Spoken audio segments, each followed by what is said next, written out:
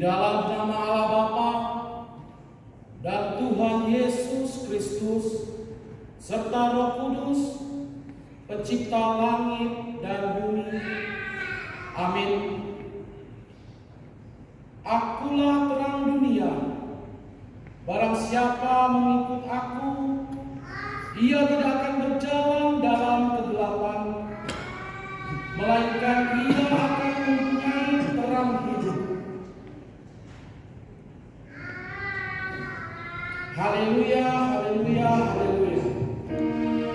Haleluya, haleluya, haleluya.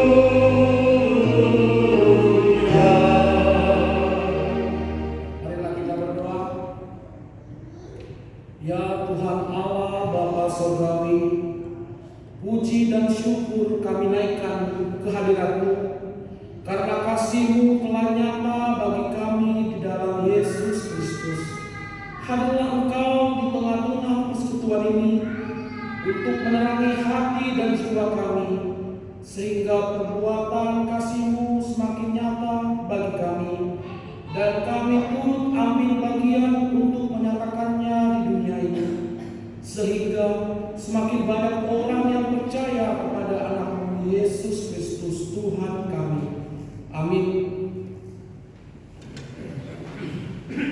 Jemaat yang dikasihi Tuhan, kita bersatu hati memuji Tuhan dengan Kidung Keesaan nomor 54 ayat 1 sampai 3.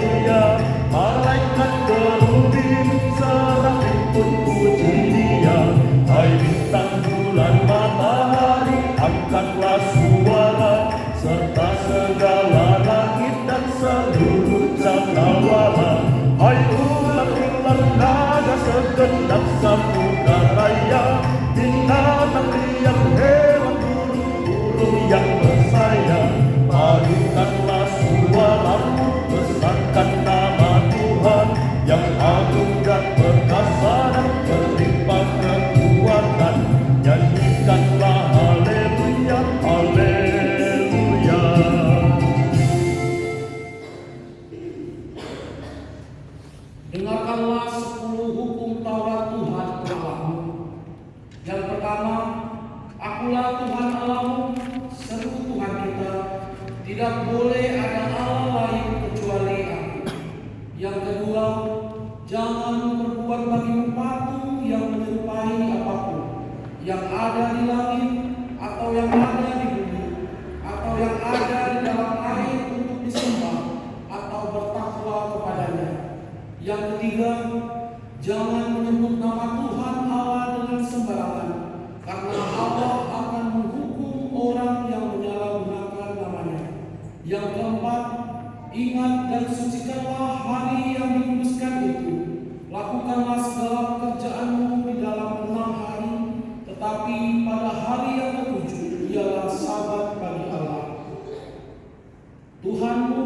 Engkau tidak boleh bekerja pada hari itu, juga anakmu laki-laki atau perempuan, pembantumu laki-laki atau perempuan, ternakmu atau orang lain yang berada di tempat kediamanmu.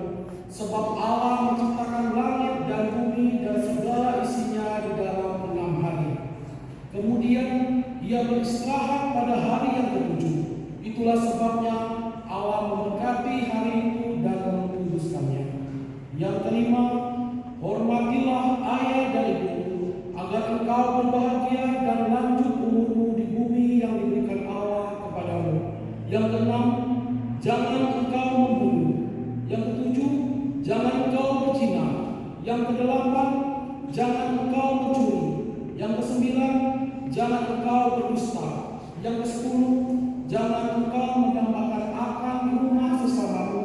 Jangan engkau mendambakan akan istrinya atau pembantunya laki-laki maupun perempuan, ternaknya atau segala sesuatu milik mereka. Apakah ketentuan Allah akan hukum Taurat itu? Demikian. Akulah Tuhan Allahmu, Allah pencemburu, yang membalaskan kesalahan bapa kepada anak-anaknya, kepada keturunan yang ketiga dan keempat dari orang yang melanggar titah atau firman-Ku. Tetapi Aku menunjukkan kasih setia kepada beribu-ribu orang, yaitu mereka yang mengasihi Aku dan yang berpegang pada perintah-perintah-Ku. Marilah kita bersama-sama memohon. Ya Tuhan Allah, berilah aku kekuatan untuk melakukan Taurat. Amin. Jemaat yang dikasihi Tuhan, mari kita memuji Tuhan dengan Kidung Keesaan nomor 38 ayat 1, 2, dan 3.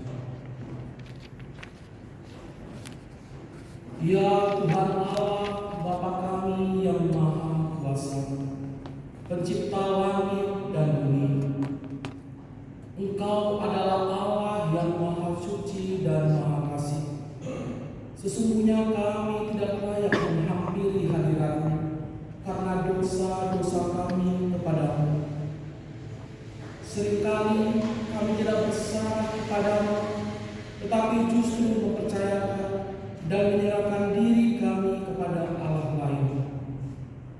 Padahal Engkau telah memerintahkan kepada kami supaya hanya kepada-Mu kami menyembah dan berserah.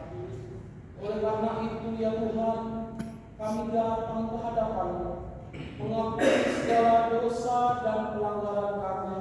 Kasihanilah kami, ampunilah kami, hapuskanlah segala dosa kami, dan teguhkanlah iman kami, supaya kami senantiasa percaya dan berserah kepadamu.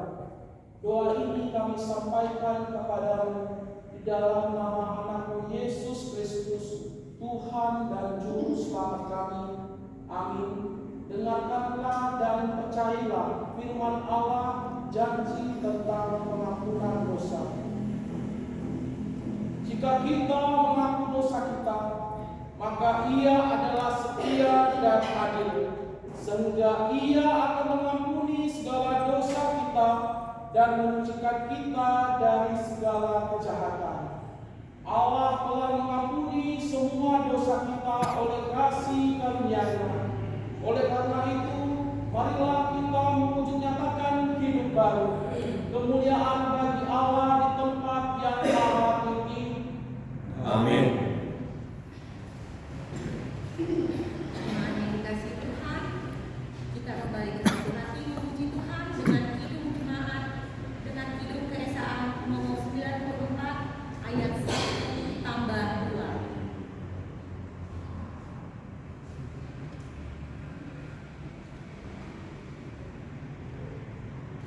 Bukan karena upahmu dan bukan karena kebajikanmu hidup. Kita nyanyikan bersama. Bukan karena upahmu dan bukan karena kebajikan hidupmu, bukan persembahanmu dan bukan pula hasil perjuanganmu. Allah mengampuni kesalahan umat-Nya oleh karena kemurahan-Nya, melalui pengampunan Putra Tunggal-Nya ditebusnya dosa manusia. Bersyukur, hai bersyukur, kemurahan-Nya pujilah. Bersyukur, hai bersyukur selamanya. Janganlah kau bermegah dan jangan pula meninggikan dirimu. Baiklah selalu merendah dan hidup dalam kemurahan kasih-Nya. Keangkuhan tiada berkenan kepadanya, orang sombong direndahkannya. Yang lemah dan hina dikasihinya penuh, yang rendah akan ditinggikannya. Bersyukur, hai bersyukur, kemurahan-Nya pujilah. Bersyukur, hai bersyukur selamanya. Dengarkanlah firman Allah yang menjadi nas bacaan buku ini, yang tertulis dalam Yohanes pasal yang pertama, ayat yang pertama sampai yang ke-9, dengan judul berikut, Firman yang telah menjadi manusia. Pada mulanya adalah firman. Firman itu bersama-sama dengan Allah, dan firman itu adalah Allah. Ia pada mulanya bersama-sama dengan Allah. Segala sesuatu dijadikan oleh Dia, dan tanpa Dia tidak ada sesuatu pun yang telah jadi dari segala yang telah dijadikan.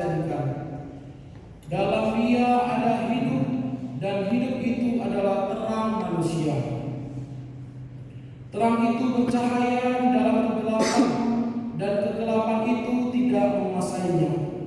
Datanglah seorang yang diutus Allah, namanya Yohanes. Ia datang sebagai saksi untuk memberi kesaksian tentang terang itu, supaya oleh dia semua orang menjadi percaya. Ia bukan terang itu, tetapi ia harus memberi kesaksian tentang terang itu. Terang yang sesungguhnya yang menerangi setiap orang sedang datang ke dalam dunia. Amin. Berbahagialah setiap orang yang mendengarkan firman Allah dan yang melakukannya. Amin.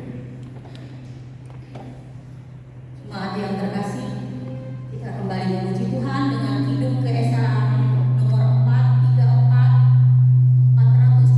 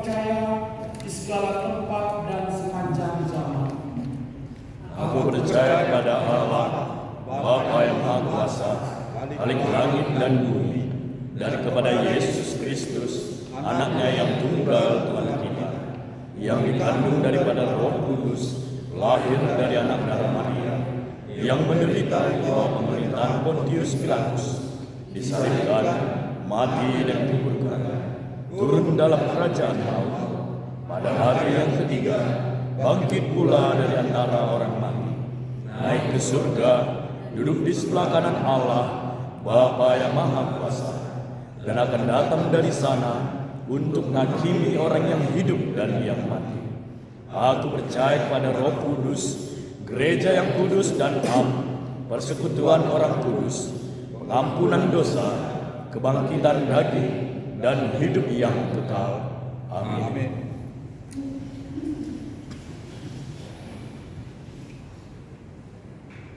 Jemaat yang dikasihi Tuhan, kita kembali memuji Tuhan dengan Kidung Keesaan nomor 454 ayat 1, 2, dan 3.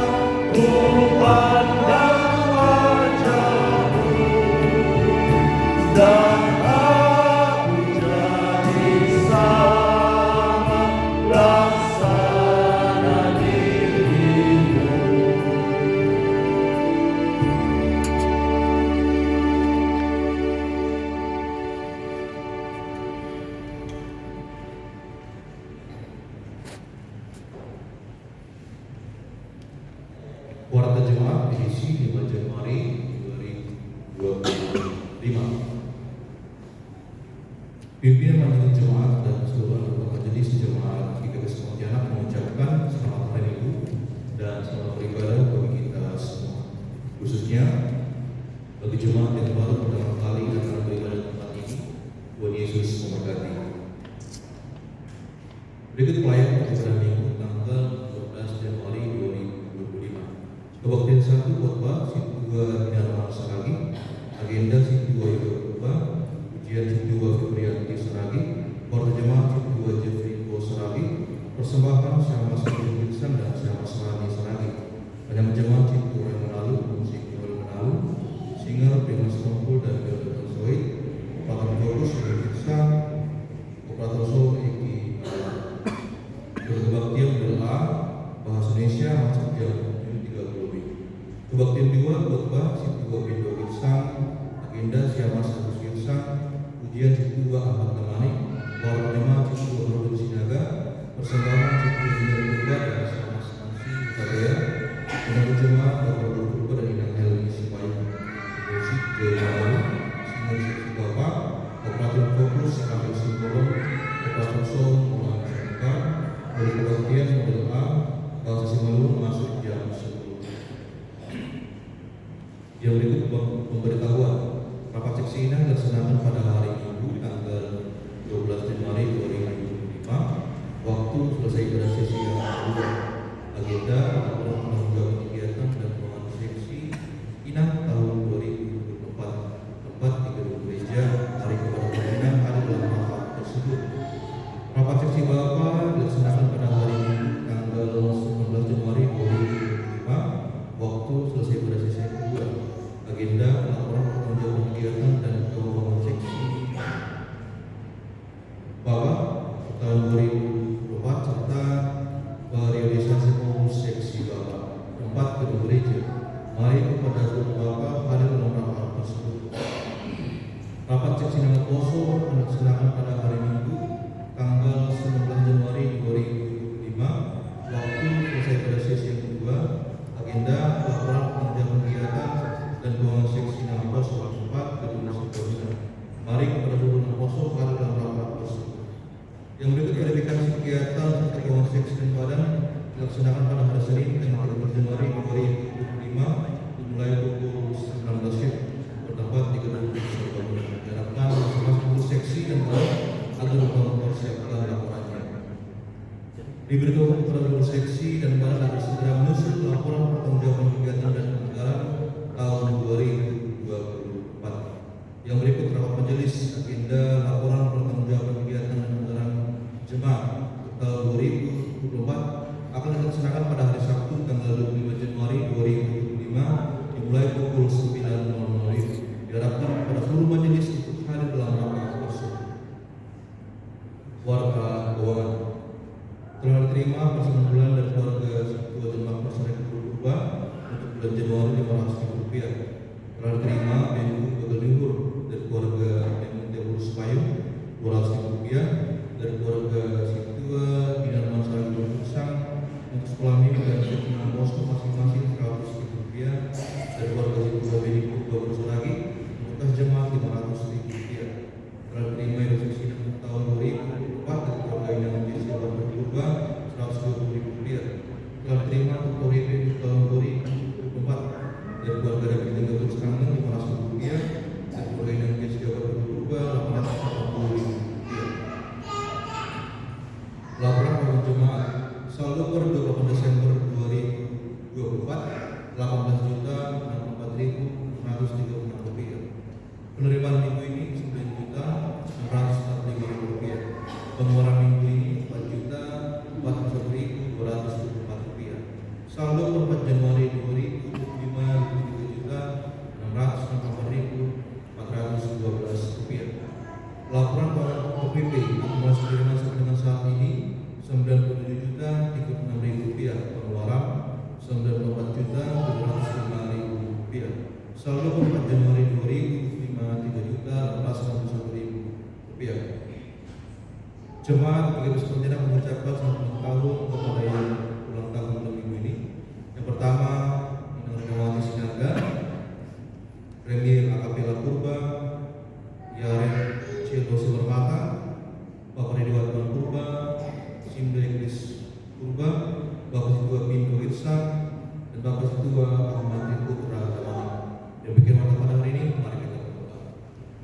Tuhan, kami mengucap syukur untuk penyertaan Tuhan di dalam setiap kehidupan kami.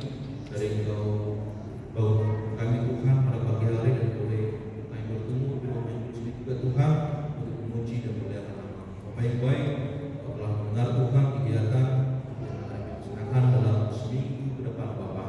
Bila Tuhan yang boleh berkati dan yang boleh sertai Tuhan, terus juga buat pelayanan Tuhan yang boleh terlibat dalam pelayanan kami. Biarlah Bapak berarti hidup kami Tuhan. Karena kami boleh mengerjakan tugas jawab sudah diberikan kepada kami Tuhan. Kami juga berdoa Bapak untuk setiap jemaat Tuhan. Biarlah Bapak sekalian boleh meringankan langkahnya, ikut dan hadir dalam setiap kegiatan-kegiatan yang sudah kami rencanakan dalam seminggu ke depan ini Bapak. Inilah doa kami Tuhan, mengasihkan hanya di dalam nama Tuhan Yesus Kristus kami telah berdoa. Amin.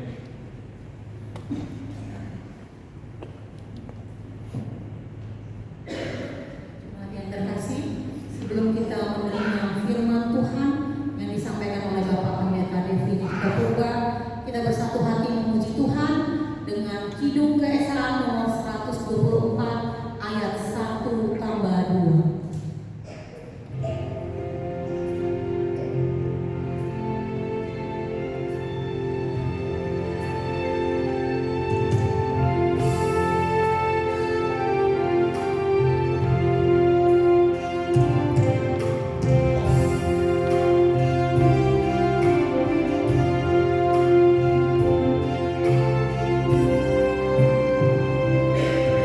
Aturkan firman-Mu, ya Tuhan, semayakanlah di hatiku, siramilah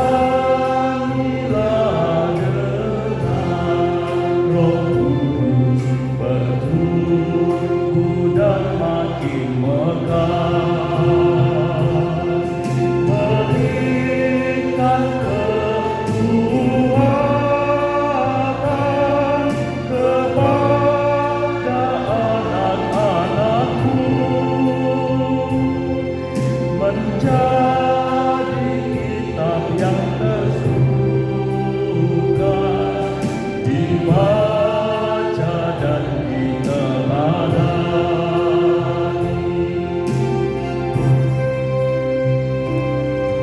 Firman-Mu pelita bagiku dan suluh bagi jalanku.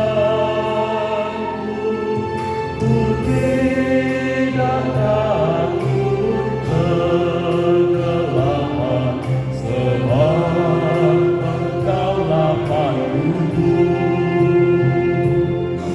Bahagialah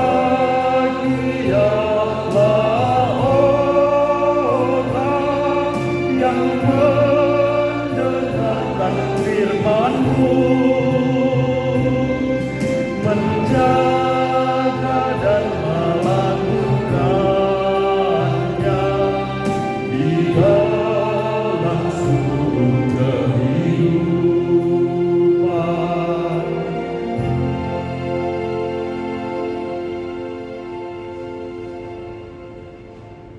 Damai sejahtera Allah yang melampaui akal dan pikiran, itulah kiranya yang menyertai dan memelihara imanmu di dalam nama Tuhan Yesus Kristus.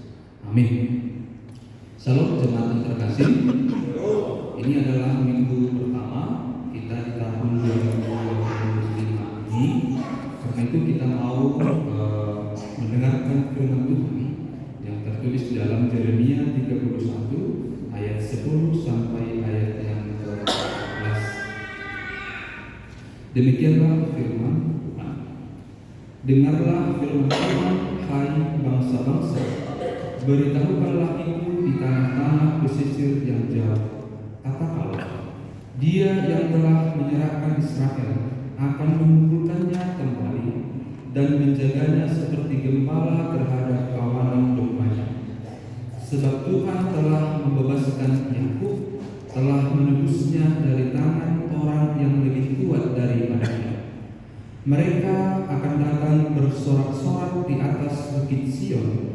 Muka mereka akan berseri-seri karena dengan kebajikan Tuhan, karena gandum, anggur, dan minyak, karena anak-anak kambing domba dan lembu sapi. Hidup mereka akan seperti taman yang diairi baik-baik, mereka tidak akan kembali lagi merana. Pada waktu itu, anak-anak darat akan bersukaria menari beramai-ramai. Orang-orang muda dan orang-orang tua akan bergembira. Aku akan mengubah perkabungan mereka menjadi kegembiraan, akan menghibur mereka dan menyukakan mereka sesudah kedukaan mereka. Aku akan memuaskan jiwa para imam dengan kelimpahan, dan umatku akan menjadi kenyang dengan kebajikanku. Demikianlah firman Tuhan. Jemaat yang terkasih dalam Kristus Yesus, topik khotbah kita, temanya kita akan berbicara saat ini tentang pekerjaan Allah yang akan menyelamatkan umatnya. Ada beberapa gambaran yang kalau kita baca di dalam Alkitab kita, gambaran tentang pekerjaan Tuhan di dalam hidup kita. Mulai dari kitab Kejadian sampai ke kitab Wahyu, kita akan bertemu dengan bagaimana penulis Alkitab menggambarkan Allah yang kita kenal, Allah yang kita sembah itu.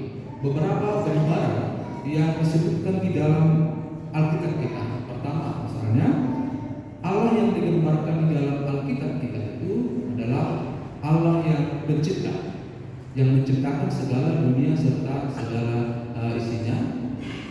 Kemudian kita melihat Allah yang menyertai, perjalanan bangsa Israel di padang gurun dan tentu juga perjalanan dalam kehidupan kita. Kemudian kita bertemu dengan Allah yang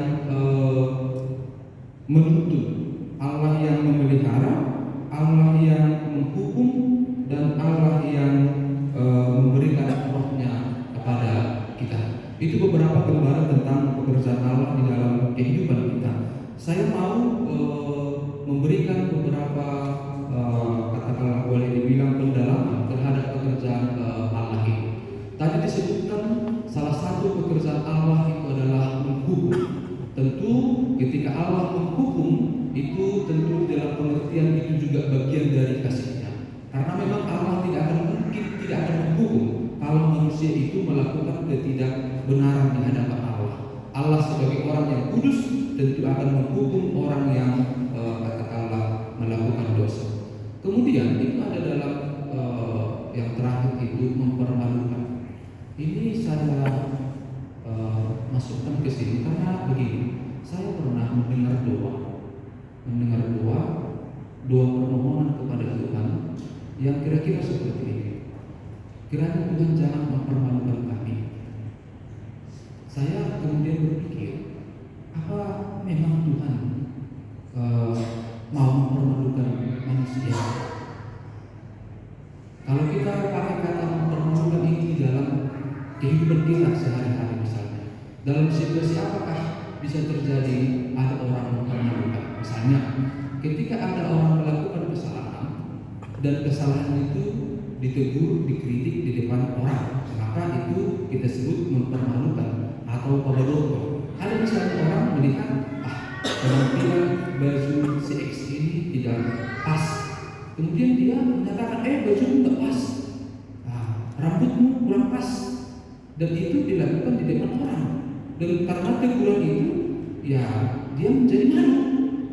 Kemudian ada orang mengkomentari, misalnya kita memakan makanan orang lain, misalnya, dan kita mengkomentari, ini kayaknya makanannya kurang ini, kayaknya seperti ini.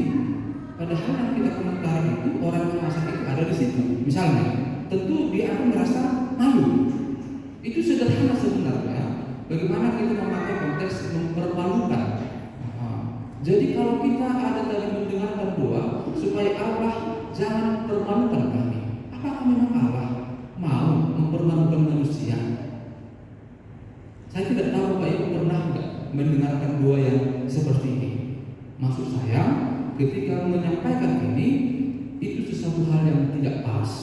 Tidak pernah loh Allah ingin manusia yang diciptakan itu merasa malu di dalam hidupnya. Manusia itu sendiri yang sering mempermalukan hidupnya dengan melakukan kejahatan dan dosa di hadapan Tuhan. Tapi kalau Tuhan itu sendiri tidak akan pernah mempermalukan manusia. Dengan tadi contoh yang saya sebutkan. Ini gambaran kebesaran Allah di dalam hidup kita. Kemudian yang kedua, kita melihat dulu gambaran katakanlah manusia. Kalau ini tadi gambaran Allah dalam Alkitab dan kita ini gambaran keadaan manusia dalam Alkitab. Kalau kita membaca Alkitab kita akan ketemu di situ. Itu tadi gambaran Allah. Sekarang gambaran manusia. Manusia yang seperti apalah yang sering kita baca di dalam Alkitab kita. Ada beberapa contoh yang kami sebutkan. Manusia yang penasaran, manusia yang keras kepala, yang tegar tengkuk, manusia yang suka melawan, pemalas, tidak taat, pemberontak, moral merosot, suka menghakimi. Itulah manusia yang digambarkan oleh penulis Alkitab dalam Alkitab kita. Dari beberapa contoh ini saya misalnya terangkan salah satu yang pertama saja, penasaran. Jemaat yang terkasih, sebenarnya ketika manusia itu diciptakan, pengetahuan yang diberikan Allah kepada manusia hanya satu, yaitu mengetahui yang baik. Cukup hanya mengetahui yang baik. Kemudian datang iblis menggoda manusia supaya seperti Allah. Seperti Allah mengetahui yang baik dan yang jahat. Sebenarnya kepada manusia cukup hanya satu pengetahuan, yaitu pengetahuan yang baik. Tidak perlu manusia itu mengetahui hal yang jahat, hal yang buruk. Biarlah hanya Allah yang memiliki pengetahuan itu.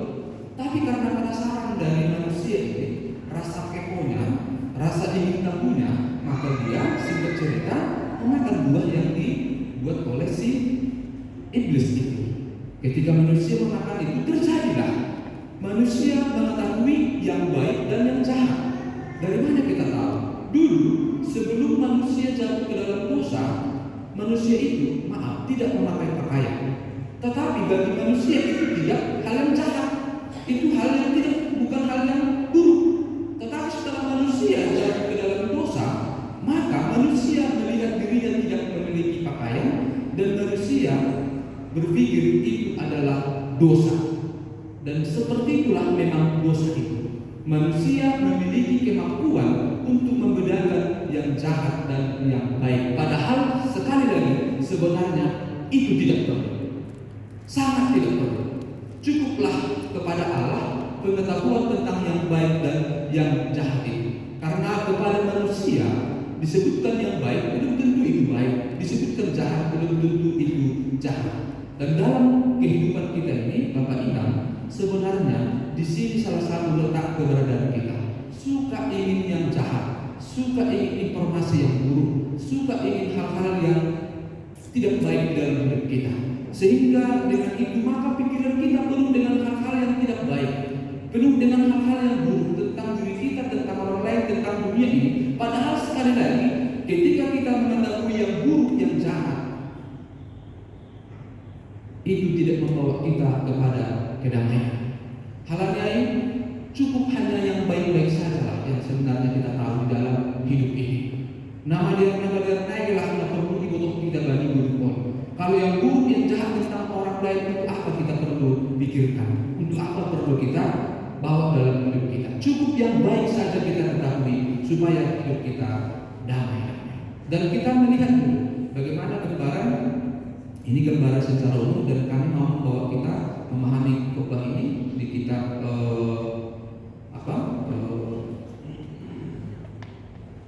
Yeremia. Bagaimana penulis Yeremia memberikan gambaran bangsa Israel yang disebutkan di dalam teks kita ini gambarannya. Mereka adalah orang yang keras kepala.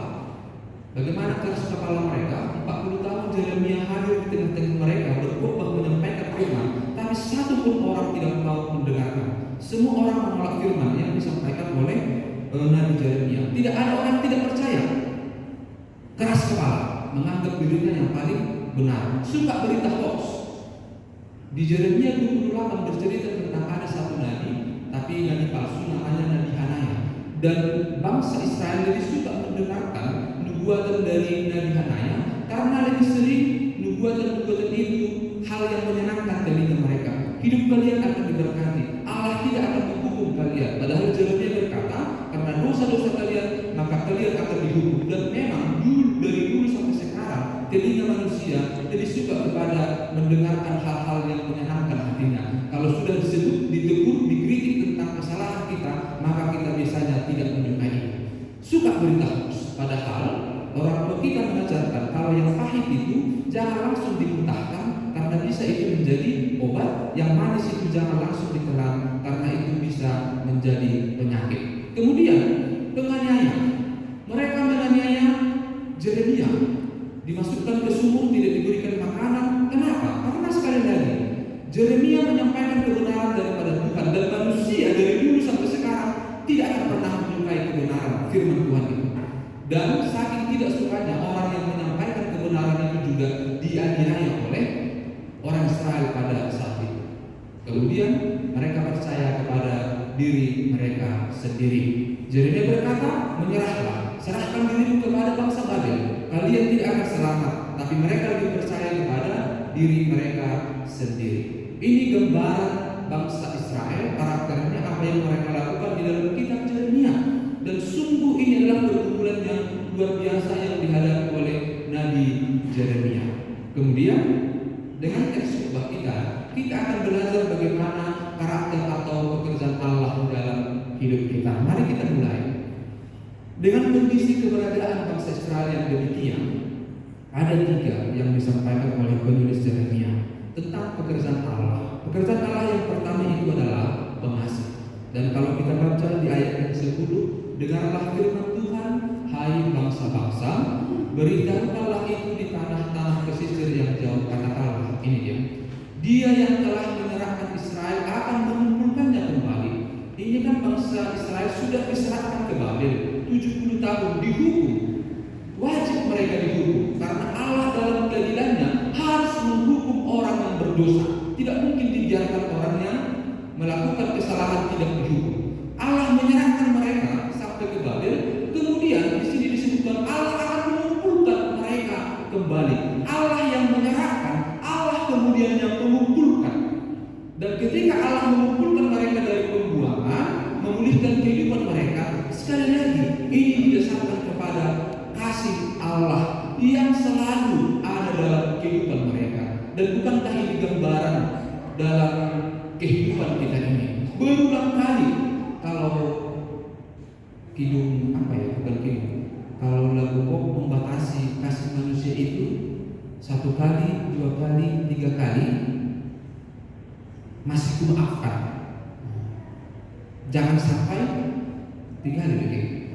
1 kali kau sakiti hati ini masih kumaafkan, 2 kali kau sakiti hati ini juga kumaafkan, tapi jangan kau coba 3 kali. Manusia memiliki batas. Jangan sampai 3 kali. 1 kali, 2 kali oke lah. Setelah kau sakiti tulus hatiku, maka saya tidak akan memiliki hubungan yang baik dengan engkau. Itu manusia loh. Bangsa Israel ini atau kita di hadapan Allah, berapa kali kita melakukan kesalahan, kejahatan, dosa di hadapan Tuhan? Berulang kali. Dan ketika Petrus misalnya berkata, berapa kalikah aku mengampuni orang yang datang kepada aku, cukupkah hanya katakanlah 7 kali? Datang Allah berkata tidak cukup, tapi disampaikan lebih daripada itu. Itulah gambaran dari kasih Allah itu. Allah yang diperkenalkan Yeremia di sini, memang benar dia dihukum, diserahkan bangsa Israel itu, tapi dia juga dikumpulkan. Kita memiliki Allah yang pengasih. Seberapa besar pun kesalahan, kejahatan, dosa-dosa kita, tetapi ketika kita selalu datang dalam kerendahan hati memohon pengampunan dosa, maka anugerah Tuhan akan selalu ada di dalam hidup kita. Bukankah Bapak Ibu itu sesuatu hal yang menghibur dalam iman kita, dalam hidup kita? Sesuatu yang sangat luar biasa. Kita memiliki Allah yang penuh dengan kasih, yang selalu memberikan kasih-Nya yang tidak terbatas itu. Atau kata Paulus berkata, oh alangkah dalamnya kekayaan dan kemurahan Allah. Jadi kalau tadi di awal ada doa supaya Tuhan jangan mempermalukan hidup kita, benar Benarkah seperti itu? Apakah Allah dalam kasih-Nya mau mempermalukan manusia ciptaannya? Semoga tidak pernah. Semoga tidak ada anggapan yang demikian di dalam hidup kita. Allah itu adalah Allah yang penuh kasih, yang akan selalu datang memberikan kasih-Nya yang melimpah, penuh sukacita itu kepada kita. Kemudian gambaran yang kedua berbicara tentang pekerjaan Allah. Ini yang pertama, yang bernasi ayat 10. Kemudian yang kedua kita berbicara tentang Allah yang pembebas dan penebus. Ini pada ayat yang ke-11. Sebab Tuhan telah membebaskan Yakub, telah menebusnya dari tangan orang yang lebih kuat daripadanya. Ini kan tadi bangsa Israel berada di Babel. Dan Babel itu bangsa yang lebih besar, bangsa yang lebih kuat dari bangsa Israel. Makanya bisa bangsa Israel dijajah 70 tahun. Tetapi ketika bangsa Israel itu dibebaskan, dikumpulkan kembali, tentu bukan karena kekuatan dari bangsa Israel itu, pembebasan itu. Karena di sini disebutkan Tuhan, Allah akan membebaskan Yakub atau keturunan dari Israel dari tangan yang lebih kuat daripadanya. Mustahil, tidak mungkin mereka bisa bebas kalau tidak karena pekerjaan Allah. Dan inilah gambaran Allah juga dalam kehidupan kita pada saat ini, yang disampaikan oleh penulis Yeremia bahwa Allah itu adalah Allah penebus dan Allah yang penyelamat. Tapi Bapak Imam, jangan kita salah. Gambaran di dalam teks ini mungkin tidak dekat dengan kehidupan kita. Kalau di teks dibuang di Babel, kita kan tidak terbuang di Babel. Ini peristiwa 6.000 tahun yang lewat. Kita tidak tahu bagaimana Babel itu, tidak pernah ke Babel, tidak tahu bagaimana gambaran itu. Maka mungkin kita berkata, kita tidak membutuhkan pekerjaan Tuhan yang membebaskan kita ini, yang menebus kita ini. Tapi dalam gambaran yang lain kan sebenarnya hidup kita ini berada di dalam pembuangan. Begitu banyak hal sebenarnya pada saat ini yang perlu kita menerima pembebasan dari Tuhan. Misalnya, bukankah kita memerlukan tangan Tuhan yang membebaskan kita dari misalnya kepahitan hidup kita? Kita telah menjalani hidup ini 10, 20, 30, 40. Yang paling tua mungkin Bapak ya, 23 tahun gimana? Batara 70 tahun. Dan di dalam pengalaman hidup kita yang beragam ini selalu ada muncul perasaan-perasaan, pengalaman hidup, rasa traumatis, kekecewaan, kemarahan, ketakutan. Yang paling sering itu kemarahan. Dan mari kita lihat misalnya dalam hidup kita, betapa kemarahan itu, kepahitan, kekecewaan itu, ketakutan, kecemasan atau apapun itu yang berupa hal-hal yang negatif. Bukankah itu sesuatu hal yang perlu untuk kita doakan kepada Tuhan supaya Tuhan membebaskan kita di tahun yang baru ini. Tuhan membebaskan kita dari kecemasan kita tentang apapun itu. Tuhan membebaskan kita dari ketakutan kita tentang apapun itu. Tuhan membebaskan kita dari kesedihan kita tentang apapun itu. Tuhan membebaskan kita dari kemarahan kita karena apapun itu. Karena kalau kita tidak bebas, maka kehidupan ini akan berat kita jalani. Dan di sini disebutkan kita tidak akan bisa bebas sendiri, melakukan itu sendiri. Hanya Tuhan yang bisa membebaskan itu. Kalau misalnya di sini, sebab Tuhan telah membebaskan kita dari hal-hal yang tadi kami sebutkan tadi, dengan apa? Dengan anugerahnya. Tidak bisa kita melakukan itu, mengampuni orang, keluar dari kekecewaan dengan kekuatan kita sendiri. Pitah bagi Tuhan dasar. Lalu berdoa, tidak ada kekuatan kita. Kemudian gambaran yang berikutnya, pekerjaan Allah di teks ini ayat 14. Aku akan memuaskan jiwa para imam dengan kelimpahan. Dan mari kita ganti imam itu dengan diri kita sendiri, dengan nama kita sendiri. Aku akan memuaskan jiwa. Siapa ya cewek di samping ini? Siapa? Buruh siapa namanya?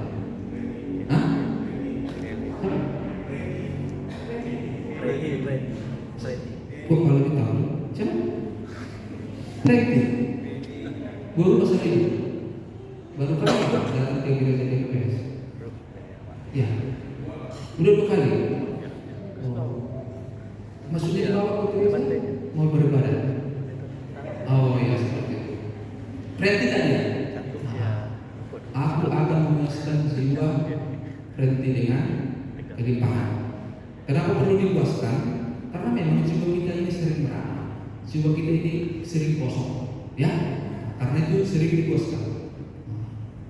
Itu siapa? Coba sentimen itu bersama. Mereka apa itu? Malah bagi siapa? Hah?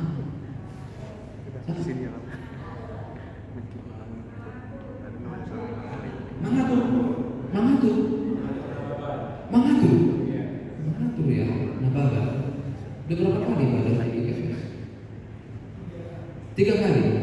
Oh, aku akan memuaskan jiwa mengatur dengan kelimpahan. Kan selain yang sintangkan, memuaskan jiwa kita, semua kita. Mari buat firman ini dekat dengan kehidupan kita. Aku akan memuaskan jiwa Wastri dengan kelimpahan. Benar ya, Wastri ya? Kalau pernah misalnya ada jiwanya merana, kosong atau apa begitu, jiwa yang kosong itu ibarat rumah yang kosong. Kalau tidak ditempati, maka rumah itu akan rusak. Seperti itulah kehidupan kita. Jiwa kita yang terutama. Maka di sini pekerjaan Allah memuaskan jiwa kita sehingga jiwa kita penuh dengan kelimpahan. Inilah 3 pekerjaan Allah. Yang tadi yang pertama, dia akan mengasihi kita. Kemudian yang kedua, dia akan membebaskan dan menebus kita. Dan yang ketiga, dia akan memuaskan jiwa kita. Inilah pekerjaan Allah yang ditulis oleh kitab Yeremia. Dan kita akan masuk kepada yang berikutnya. Bagaimanakah kondisi manusia yang menerima pekerjaan Allah? Intinya sama. Manusia yang menerima pekerjaan Allah, dia akan bersorak-sorak, mukanya akan berseri-seri, hidup mereka akan seperti taman yang dialiri baik-baik, tidak akan kembali lagi kerana. Bangsa Israel merana mereka di berbangun badan, kering jiwa mereka, jauh iman mereka daripada kuat. Tapi setelah Allah memulihkan kehidupan mereka, maka tidak ada lagi yang seduh, tidak ada lagi yang galau, tidak ada yang bersedih, tapi semua akan bersorak-sorak dan berseri-seri. Ya kan, Terni? Benar ya? Semua akan berseri-seri, akan bersorak-sorak, menerima pekerjaan Tuhan. Kemudian ke ayat berikutnya kita akan melihat, sama saja. Ini bersukaria, menari beramai-ramai.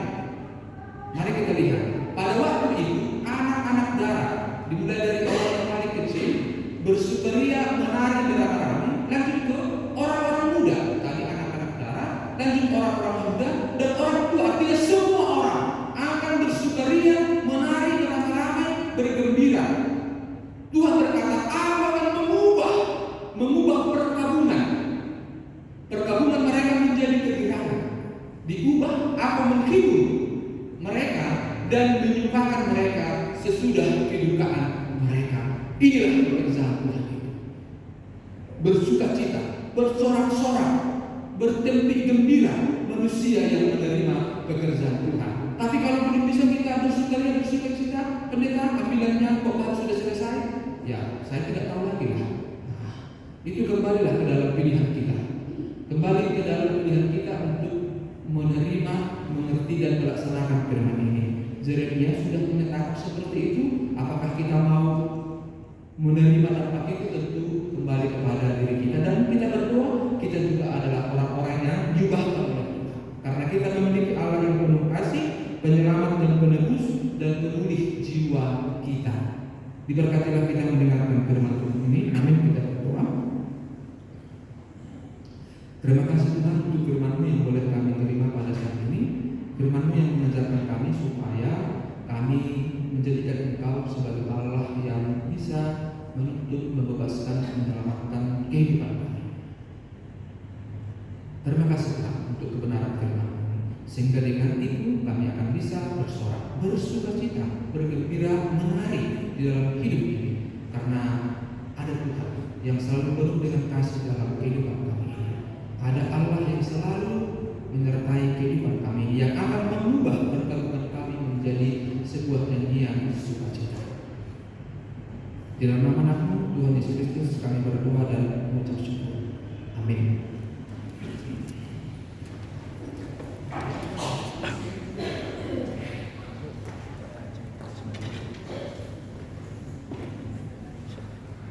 Sebelum melakukan persembahan, marilah kita mendengar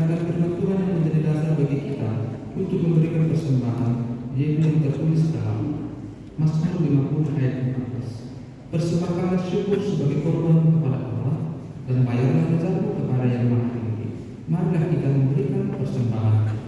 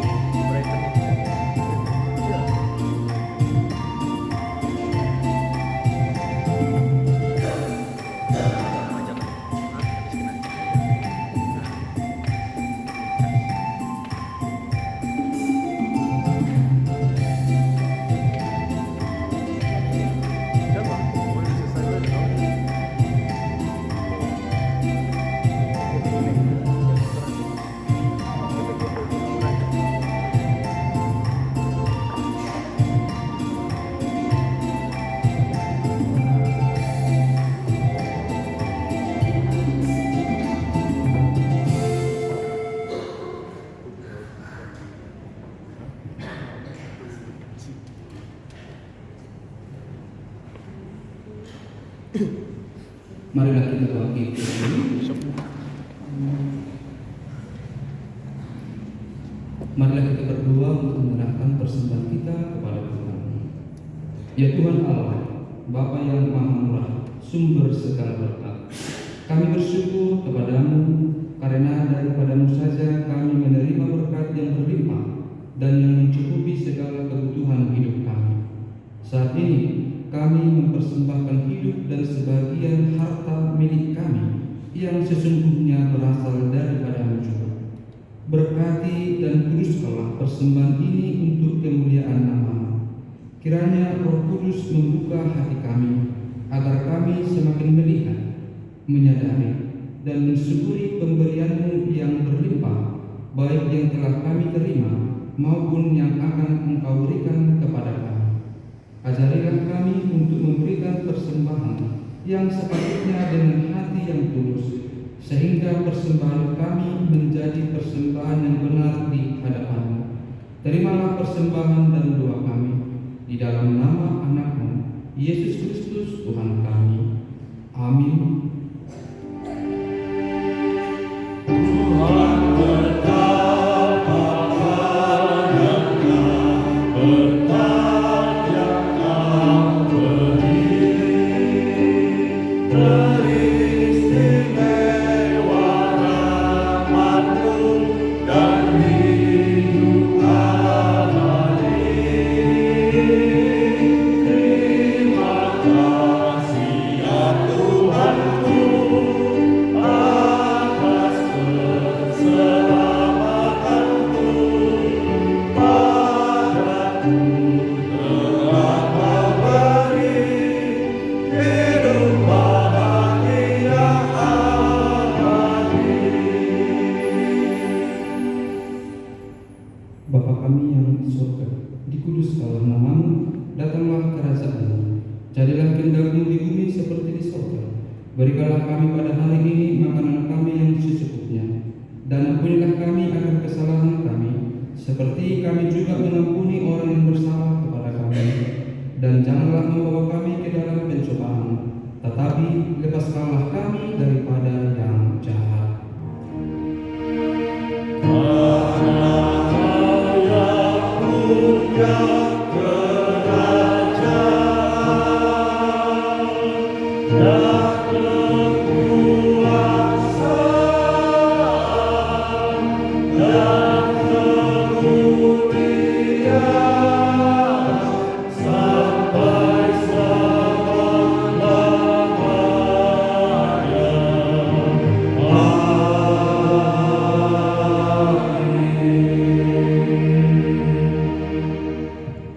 Pergilah, beritakan, dan saksikanlah Injil di segala tempat dimanapun engkau berada.